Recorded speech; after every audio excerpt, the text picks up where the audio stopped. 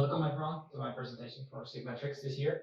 My name is Daan Witte. I'm a PhD candidate at Georgia Institute of Technology in Atlanta, advised by the J. And today I will be talking about load balancing with strict compatibility constraints. So as you may know, load balancing plays a large role in huge data centers. For example, for you to watch this video, a data center is essential. You can imagine that a data center deals with large, huge amounts of data every second. And therefore the algorithms that are implemented in the data center need to be extremely efficient and extremely fast. So one of those algorithms is load balancing. On the right hand side you see a canonical model for load balancing. The goal of the load balancer is to efficiently distribute the jobs over the servers as to minimize the, for example, average waiting cost.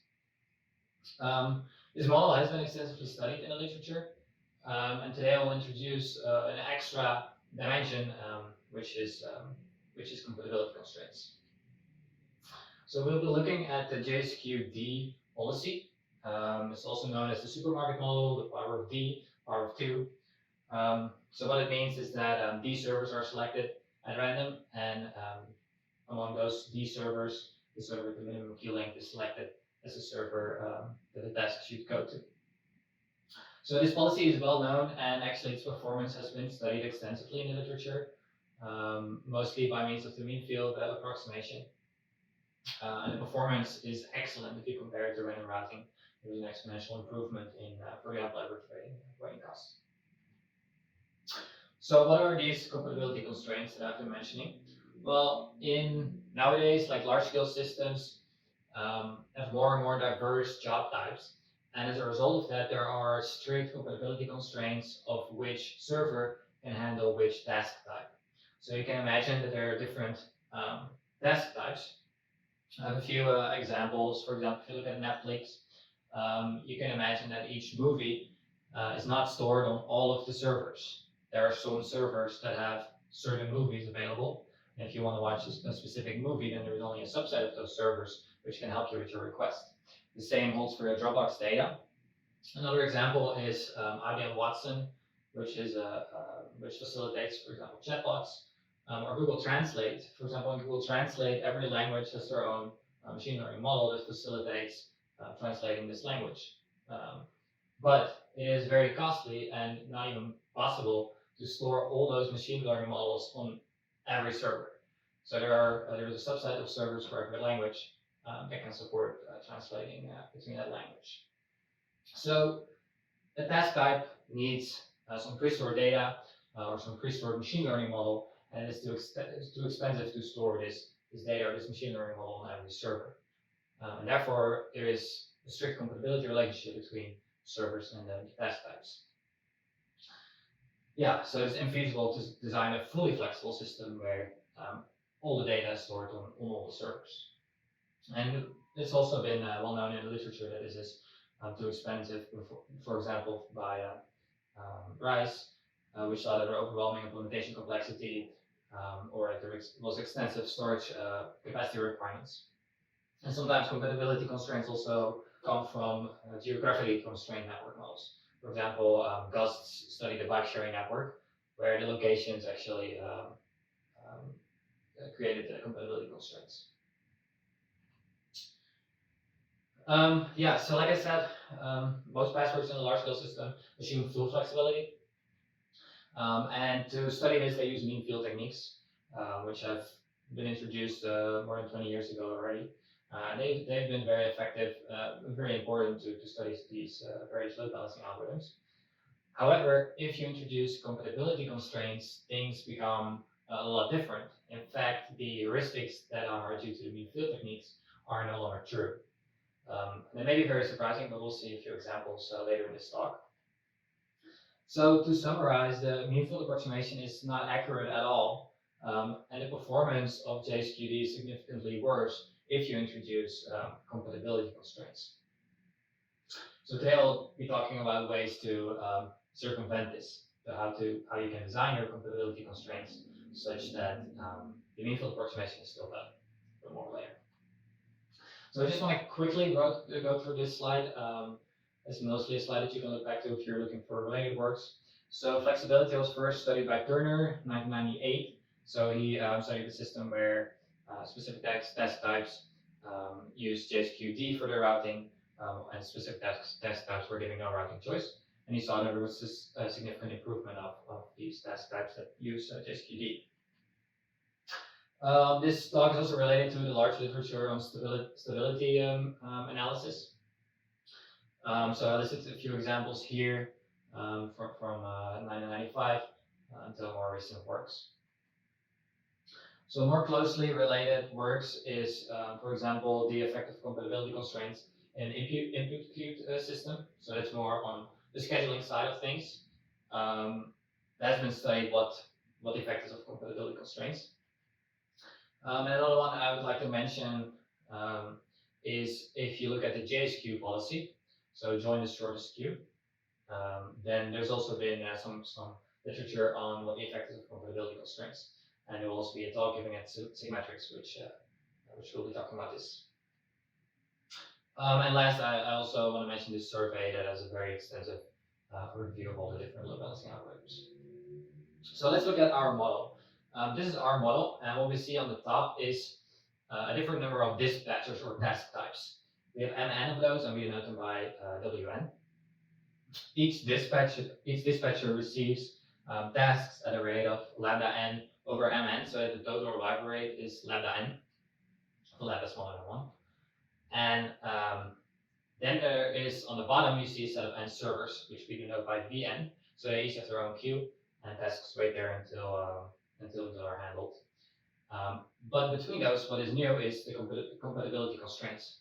So we design these constraints as a bipartite graph, and an edge between the dispatcher and the server means that those two are compatible and that the task type can be handled by that server. So we assume that the inter-arrival times and the service times are independent and exponentially distributed. And we'll be looking at a large-scale system regime. So that means that n and mn are both going to infinity, and lambda will stay smaller than 1 and constant. So like I already mentioned, we'll be looking at the jsqd algorithm. In this case, it's slightly modified. We now select the compatible servers for each dispatcher. So you only select among the neighborhoods, the connected servers of the dispatcher.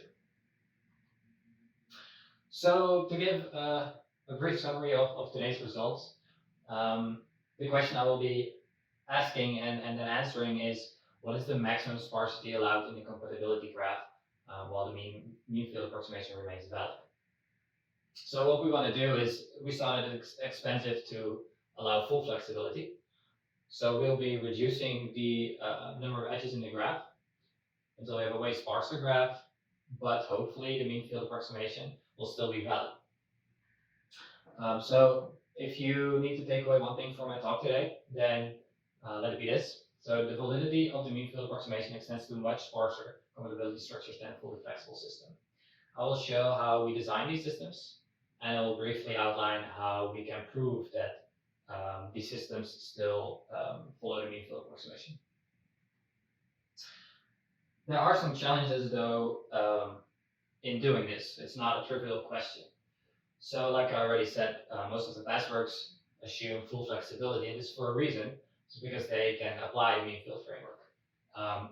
In the presence of compatibility constraints, the servers are no longer exchangeable, because these compatibility constraints are not the same for each server. Each server stores different data, so has different compatible task types. So this breaks the core assumption of the mean field framework and is no longer valid to use at all. So we require theoretical tools that go beyond the mean field framework. So we'll show how we deal with that. Another challenge, which is, for example, not present in the join the shortest queue algorithm, but is present in the supermarket model or the power of t policy, is that the system performance is not monotone anymore. Here is monotone with respect to edge addition.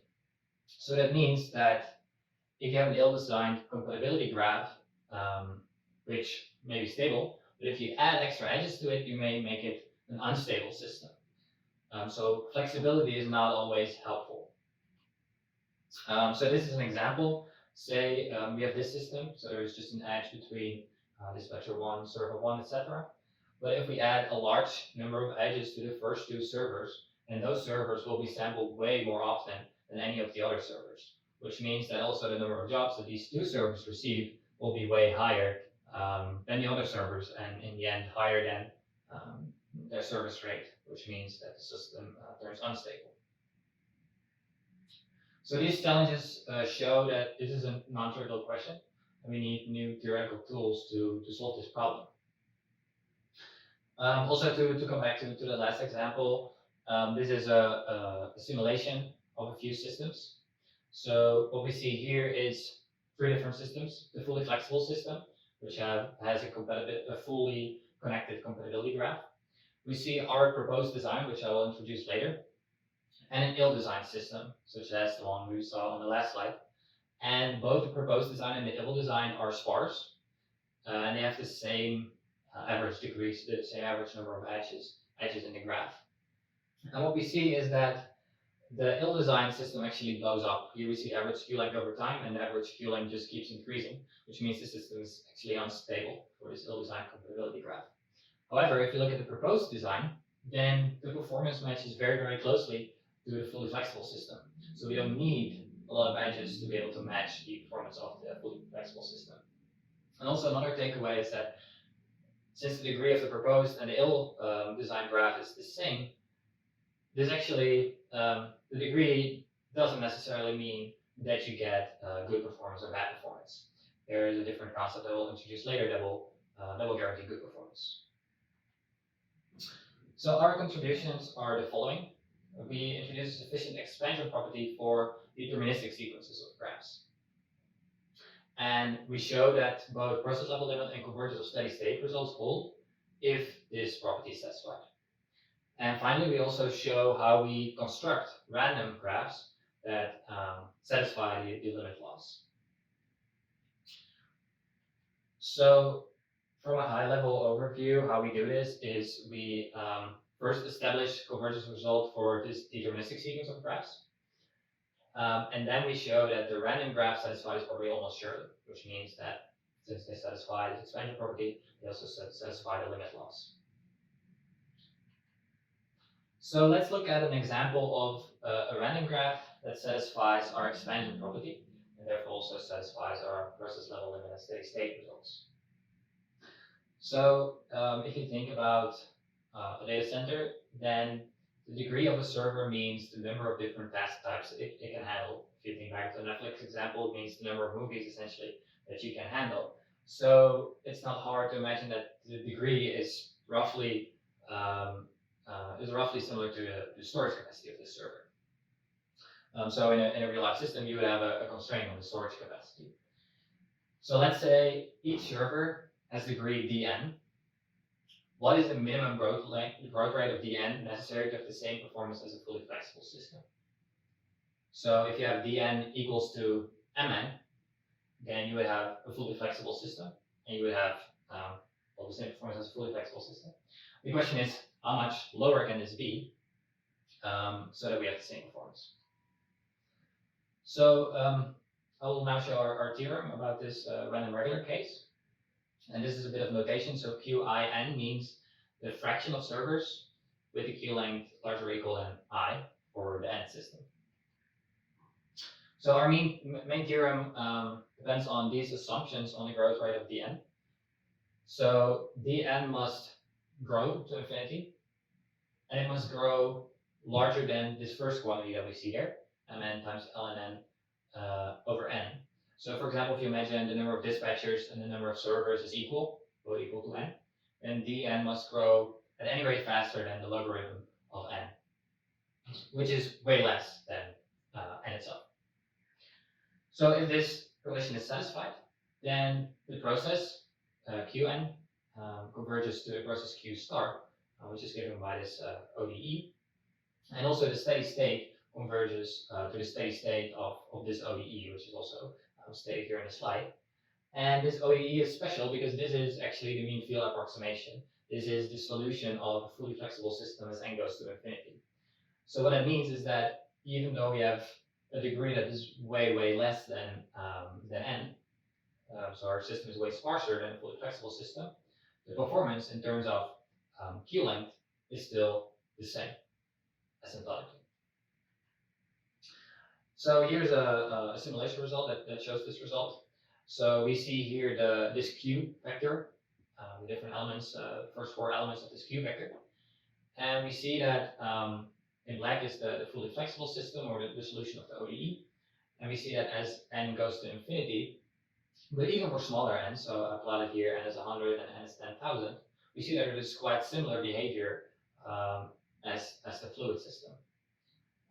In this case, I plotted a graph that has an average degree of ln squared, so it satisfies these the properties that we saw on the previous slide. Before I go to this slide, I just want to mention another example, which I probably won't have time to treat in detail, is an Erdos-Renyi graph, which is an example of an inhomogeneous random graph that also satisfies this property. So if we independently let each edge in the graph be present with some probability that depends on the dispatcher, then we also study sufficient conditions on these probabilities so that a similar theorem as we saw before holds. But the crucial thing is now the probability can depend on the task type, so we can have inhomogeneity among the task types in our result. So let's go to our general concept of proportional sparsity. So recall the following notation that we saw before, and a bit of new notation that says the last line is NW says a set of neighbors that's connected to a dispatcher. So here we see our concept of proportional sparsity. What proportional sparsity says is the following. Take any dispatcher W and take an arbitrary set of servers U. What we then want is that the fraction of edges from this dispatcher W that goes to this set of servers U, that fraction should be approximately equal to the set of this size U over N. So here we see an example. So U is this set of 3 servers on the left. And we see that U over N is a half, 3 over 6. And it's the same as number of edges that goes to U. So in this case, 1 edge goes to U, 1 edge goes outside of U, so 50% of the edges goes to U, which means that in this case it's exactly equal. This property is actually more general than the well-known property of quasi-randomness. We show that quasi-randomness actually implies proportional sparsity, but the opposite is not true. Because the reason is that our property also allows for some inhomogeneity, whereas quasi-randomness does not. So this is a theorem which is similar to the one before. So if Gn is a proportional sparse graph sequence, then this process converges to Q star, given by the ODE we saw before, and also the steady state also converges. For this to hold, the steady state must actually exist, so we impose an extra subcriticality condition, and then this theorem holds. The process level limit we prove for a more general class of properties, which we call Lipschitz continuous. And the policy is Lipschitz continuous if the assignment probabilities depend smoothly on the underlying Q-length distribution. So jsq does not satisfy this, but jsqd does. So we do 2 things to establish this. The first thing is what we do is that we show that the local Q-length distribution, so if you look from the perspective of a single dispatcher, we show that this Q-length distribution is uniformly close in L1 norm to the global Q-length distribution for almost all of the dispatchers. And to establish this, we actually use the property of proportional sparsity. The second thing we do is we construct an optimal coupling between the process on the sparse graph and the fully flexible system. There is one difficulty here, is that we cannot directly couple the instances of the server that the task gets assigned to, because since the compatibility structure is different, like each dispatcher has a different set of compatible servers in both systems. So this is not possible. So we circumvent this by introducing a new novel optimal coupling approach. And by combining these 2 properties, we can show that these global empirical Q-length distributions actually converge for the sparse graph and the fully flexible system. So to conclude this work, we analyzed the jsqd scheme for large-scale systems in the presence of compatibility constraints. And we show that even though the compatibility graph is very sparse, we can still get the same performance as a fully flexible system. Thank you for your attention, and if there are any questions, I'll be happy to answer.